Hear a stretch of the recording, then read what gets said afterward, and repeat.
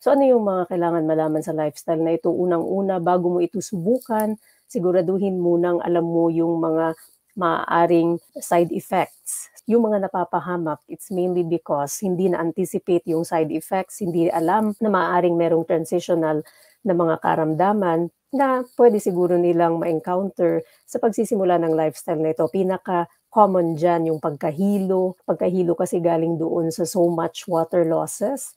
Pag tayo ay nagpapalit ng fuel, so from glucose, yan yung asukal, yan ang usual main fuel ng isang tao na hindi naman low carber. Tapos ngayon ay nag-low carb ka na at mababa lang yung kinakain mong asukal, edi syempre yung iyong katawan mapipilitang mag-fat burning. Sa fat burning, iba ang ginagamit na fuel, ketone bodies siya.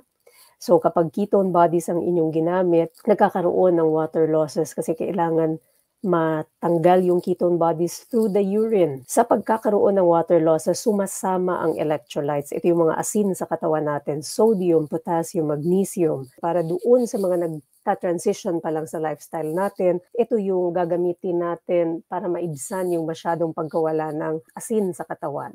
Yan yung nagbibigay ng mga sintomas katulad ng pagkahilo, panghihina, cramping, pamumulikat, para kang nanlalata, yan yung nagbibigay nun. Ikalawa, may protein requirement tayo. Meron tayong video ginawa tungkol sa protein requirement. 1.2 to 1.7 grams per kilogram body weight per day. Para saan yan, Doc? Na 1.2 to 1.7 grams per kilogram body weight per day. Ito yung pamantayan natin na sinusundan para doon sa protina na dapat natin kainin sa isang araw. Pag kinulang tayo niyan, ang mangyayari sa atin, masyado tayo magkakaroon ng wasting, mangangayayat masyado yung mga muscles natin, hindi mabibuild ng maayos, masyado tayong mangangayayat, manghihina, yung iba sabihin pa may sakit, mawawala ng loob. Paano ito ina-apply? So kunyari, kayo ay 50 kilograms. Using this formula, pag kinuha ninyo yung gitnang value niyan, so that is kunyari 50 kilograms kayo, kinuha ninyo yung gitnang value that is around 1.5.